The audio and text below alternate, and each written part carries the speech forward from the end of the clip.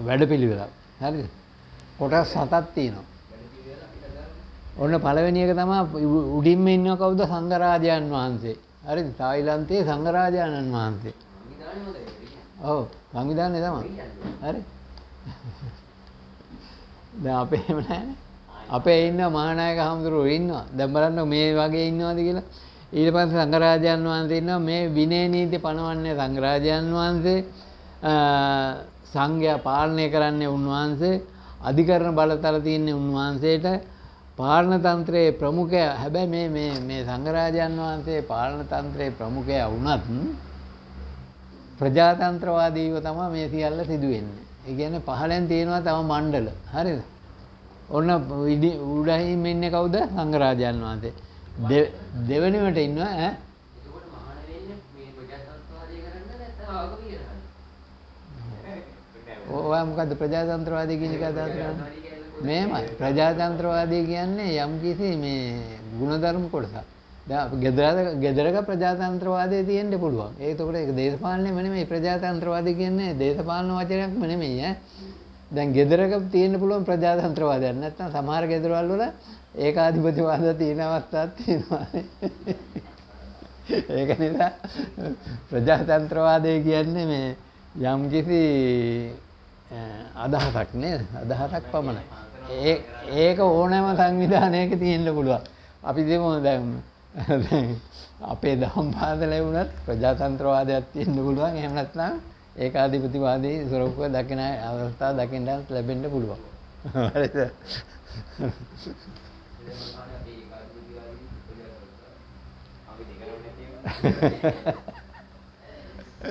හරි. හරිද? ඉතින් ඊට පස්සේ දැන් ඔන්න ඊළඟට තියෙන්නේ උත්තරීතර සංඝ සභාව කියලා එකක් තියෙනවා. දැන් සංඝරාජයන් වහන්සේට පල්ලෙහෙන් තියෙන්නේ මොකද්ද? උත්තරීතර සංඝ සභාව. මේකේ 45 නමක් ඉන්නවා. මේ උත්තරීතර සංඝ සභාවට 45 නමක් ඉන්නවා. ඉන්න බලන්න මේකේ සුදුකම් තියෙනවා සුගතයන් තියෙනවා. ධර්මඥානය පාලි පිළිබඳ දැනුම ඒ වගේ තියෙනවා. ධර්මඥානය කියන්නේ ධර්මයේ පිළිබඳ අවබෝධය. ඉතින් ඊට පස්සේ දැන් මේකට උත්තරීතර සංඝ සභාවට කී නමක් අයිති වෙනවද? 45 නමක්. එතකොට මේක සංඝරාජතුමාගේ උපදේශක සභාවක්. සංඝරාජ වහන්සේට උපදෙස් දෙන්නේ මෙන්න මේ උත්තරීතර සංඝ සභාවෙන්. හරිද? මෙහෙම කරමු කියලා. ඊළඟට මෙහි සමාජික සංඛ්‍යාව අනුව දැන් මේ සියම් දේශයේ සියම් අකුරෙන් මුද්‍රිත පාලි ත්‍රිපිටකයේ කොටස් 45කට බෙදා ඇත. හරි? පාලි ත්‍රිපිටකය කොටස් 45කට බෙදලා තියෙන්නේ මෙන්න මේ උත්තරීතර සංඝ සභාවේ ඉන්න සමාජික භික්ෂුන් වහන්සේලා අනුව කියලා කියනවා. මෙහි සමාජිකයන් පත් කෙරෙන්නේ අගමැතිතුමාගේද උපදෙස් ඇතිව. සංඝරාජතුමා මේ උත්තරීතර සංඝ සභාවට සමාජිකයන් පත් කරන්නේ සංඝරාජතුමා. හැබැයි අගමැතිතුමාගේද උපදෙස් ගන්නවා. ඒ පාලන තන්ත්‍රයත් සම්බන්ධ කරගන්නවා. හරිද? නෑ. රටේ අගමැති. එතකොට මෙහි කටයුතු කිරීමට දැන් මේ උත්තරීතර සංඝ සභාවේ කටයුතු කරන්න නම් අන්න සුදුසුකම් පාලි භාෂාව පිළිබඳ දැනුම සහ ධර්මඥානය තියෙන්න ඕන. ධර්මයේ පිළිබඳ මන අවබෝධයක් තියෙන්න ඕන. ඊට පස්සේ ඔන්න එතකොට ඔන්න පළවෙනි දවස් තම සංඝරාජතුමා, දෙවෙනි එක උත්තරීතර සංඝ සභාව, තුන සංඝ මන්ත්‍රී මණ්ඩලය. හරි? ඊට පස්සේ තියෙනවා නෑ බෙදිලානේ. දැන් බලන්න අපේ මේ රටේ සාමාන්‍ය පාලනය බලන්නකො ජනාධිපති ඉන්නවා. කැබිනට් ටුවක් තියෙනවා. මන්ත්‍රී මණ්ඩලයක් තියෙනවා. මන්ත්‍රී මණ්ඩලය කියන්නේ ව්‍යවස්ථායක තමයි. ඊට පස්සේ තව මොනවද තියෙනවා? ප්‍රාදේශීය සභා තියෙනවා. ඊට පස්සේ පළාත් පාලන සභා. ඊට පස්සේ ප්‍රාදේශීය සභා. ඔය මෙහා එක කියවලා. හරි. නෑ මං කිව්වා අපේ සාමාන්‍ය පාලනේ ඊට පස්සේ ග්‍රාම සේවකලා ඉන්නවා AGලා ඉන්නවා දිසාපති ඉන්නවා උපදිසාපති ඉන්නවා ග්‍රාම සේවක ඉන්නවා හරිද ඒවා හරිද ඒ වගේ පල්ලෙහාට විහිදිලා යන මේවක් ඈ දැන් එතකොට සංඝ මන්ත්‍රී මණ්ඩලය සමාජිකයන් සංඛ්‍යාව 9යි හරි 4 නමක් උත්තරී සංඝ සභාවෙන් අපි දැන් කියපු උත්තරී සංඝ සභාවෙන් 4 නමක් ඉතිරි 5 නම මා අනිත් මහා සංඝයා අතරින් පත් කර ගන්නවා සංඝ රජතුමා පනවන සියලුම නීති රීති ක්‍රියාත්මක කිරීම මේ සංඝ රජතුමා පවත්වන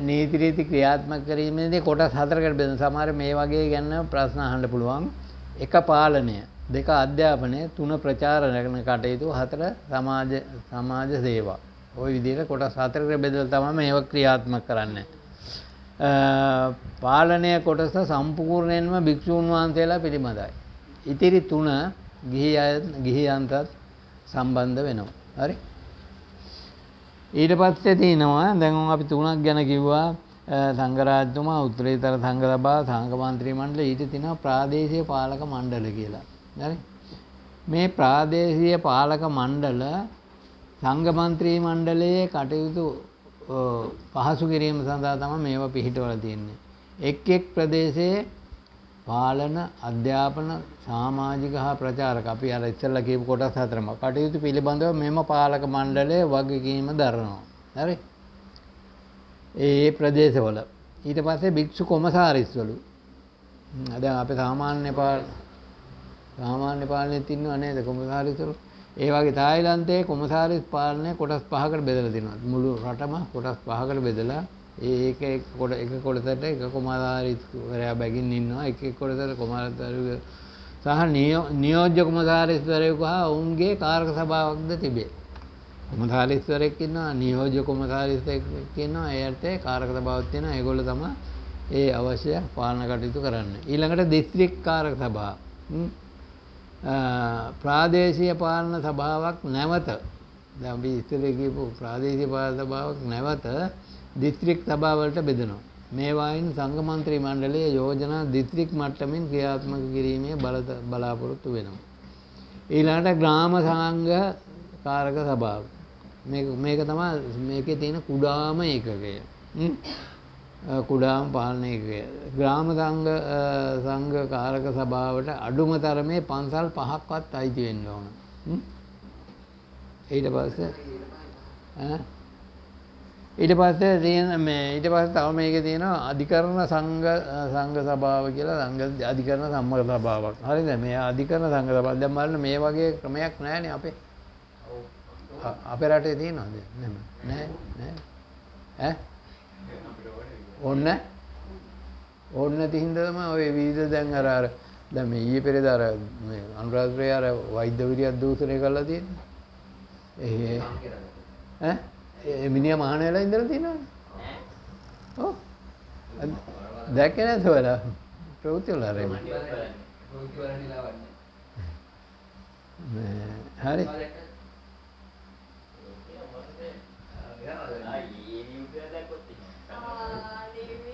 හරිද? ඉතින් ඒවා කන්ට්‍රෝල් කරන්න පුළුවන්. දැන් මේ වගේ වැඩපිළිවෙලක් තියෙනකොට එහෙම බෑ කරන්න. දැන් අපේ ඔය සමන්ත භද්‍ර කියන ආම්ද්‍රෝ ඇත්තනේ ස්වාමීන් වහන්සේ කෙනෙක් ධර්මයේ පැත්තෙන් නෙමෙයි අනිත් පැත්තෙන් හොඳයි. මම වගා කරලා දැන් අහලා තියෙනව නේද? මේ මන්දාවෙන් කියන්නේ ඈ මන්දාවෙන් කියන්නේ ඔව් මන්දාව මේ පිටරට පවා යවනවා මේවා නිෂ්පාදන. ඒක මේ මහා විශාල ව්‍යාපාරයක්. හරිද? ස්වාමීන් වහන්සේගේ කටරොළු අර මේවා දේශීය ඒවයින් එක කෑම වර්ග හදනවා ඈ ඒ ආහාර වර්ග අර මේ පිටරට යවනවා මේ අපනායන ඉතින් ඒ අතින් හොඳයි නමුත් ආධ්‍යාත්මික පැත්තෙන් නේ ආගමික පැත්තෙන් මදි ඉතින් ඊට පස්සේ දැන් මේ අධිකරණ සංඝ සභාවේ සංඝ රාජතුමාගේ අධිකරණ මණ්ඩලය ක්‍රියාවේ යොදවන්නේ මේ ස්වතන්ත්‍ර සභාවක් මගින්. ස්වතන්ත්‍ර සභාවක් කියන්නේ අපක්ෂපාතී මේකට කවුරුවත් බලපෑම් කරන්නේ නැහැ. හරිද? සංඝ අධිකරණ සංඝ සභාවට බලපෑමක් නැහැ. මේකේ කොටස් තුනක් තියෙනවා. ප්‍රථමාධිකරණය, මධ්‍යමාධිකරණය, ශ්‍රේෂ්ඨාධිකරණය කියලා කොටස් තුනක් තියෙනවා.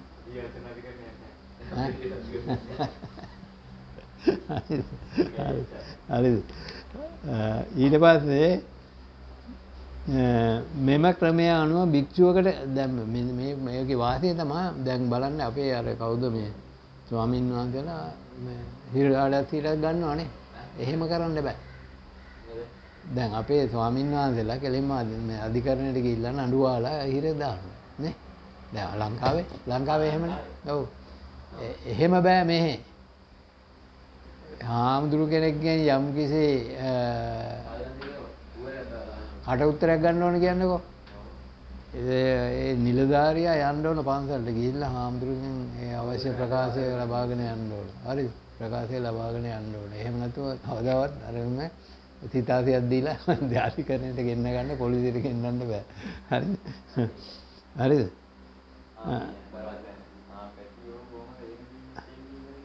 මෙම ක්‍රමය අනුව භික්ෂුවක් කිසි විටක සාමාන්‍ය අධිකරණ ශාලාවකට යාමට සිදු නොවේ. භික්ෂුවගෙන් යම් සාක්ෂියක් අවශ්‍ය නම් භික්ෂුව වෙත පැමිණ එය ලබාගත යුතු ඇත. විහාරාරාම දැන් අනිත් එක තමයි මේ තියෙනනේ මේ රටේ තායිලන්තයේ තියෙන කිසිම විහාරයක් කිසිම භික්ෂුවකට අයිති නැහැ. පෞද්ගලික දේපලක් නෙමෙයි. එතකොට තායිලන්තයේ මේ බුද්ධ ධර්ම විතරක් තියෙන්නේ. නැහැ නේද? තවත් ආගම් ඇති මන් දන්නේ නැහැ. ඔව් වෙනත් ආගම් ඇති. ඉතින් හොඳද? කිසිම විහාරස්ථානයක් භික්ෂුවකට අයිති නැහැ. විහාරාධිපතියෙකු පත් කරන්න ඒකේ බාරකාරයා විදියට. හරිද? අර මේ ක්‍රමය අනුව. දැන් ඒගොල්ලන්ට පුළුවන් මේ දැන් අපි හිතමු අපේ පන්සලේ ස්වාමීන් වහන්සේ අපවත් වුණා කියන්නේ විහාරාධිපතිතුමාට. එතකොට මේකට බාරකාරයෙක් පත් කරන්න පුළුවන්. දැන් ලංකාවේ කොහොමද